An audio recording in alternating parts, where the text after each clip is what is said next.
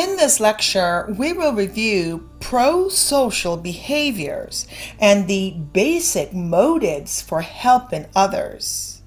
Before we begin, let's define what we mean by prosocial behavior. Well, prosocial behavior is action by an individual that is intended to benefit another individual or set of individuals. Theory and research on prosocial behavior generally study the factors that influence whether ordinary people choose to help or not help each other from day to day. Sometimes the kind of help people give is quite minor, such as stopping to help someone pick up a bag of groceries that has spilled. Other times it can be much more dramatic, such as providing CPR to someone who has collapsed. Some instances of helping come at a personal cost or physical risk. Other times the person given help benefits as much as, if not more than, the person receiving help. Psychologists often take it as an assumption that people's actions are motivated primarily by some degree of self-interest. The perspective that the heart of the functional approach positioned by William James when he first developed psychology as a discipline in America in the late 1800s. Consequently, even though prosocial behavior is directed towards the benefit of someone else, theorists have often positioned that there is a self-serving or egotistic motivations for helping.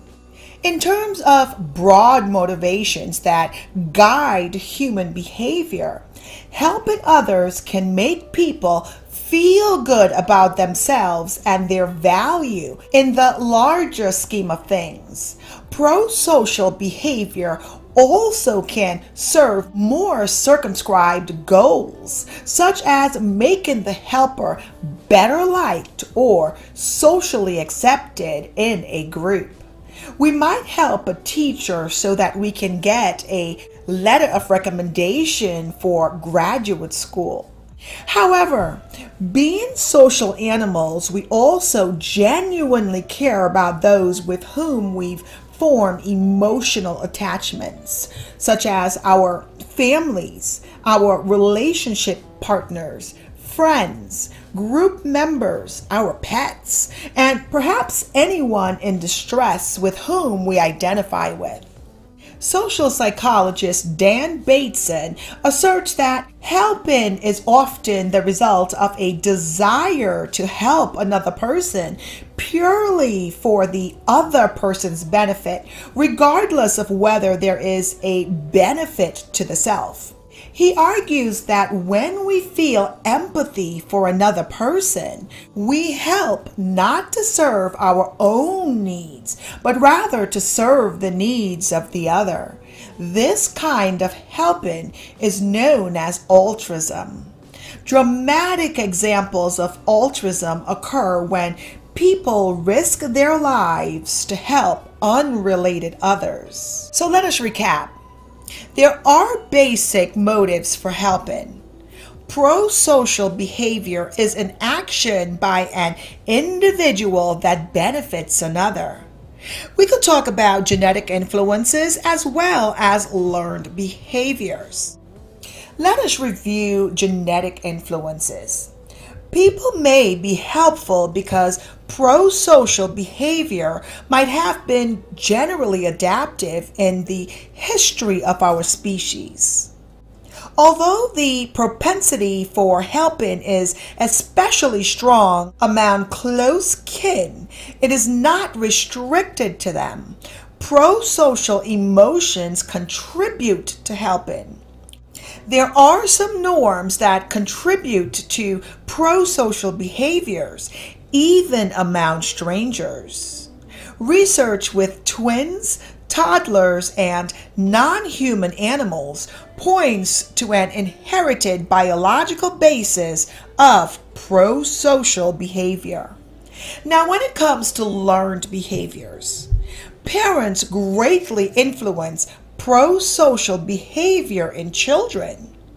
Children learn prosocial behavior in stages to get things such as gold stars and other rewards, for social rewards to satisfy internal moral values. And the media can encourage prosocial behavior by making helping-related thoughts more accessible.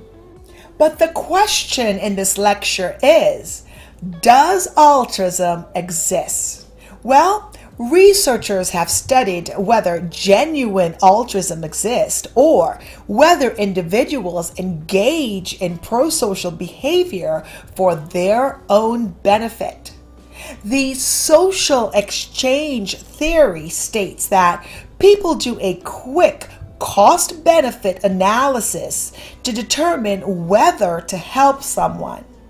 And the empathy altruism model states that people can feel empathy, and this empathy leads to genuinely altruistic acts. And are there social and emotional triggers of helping?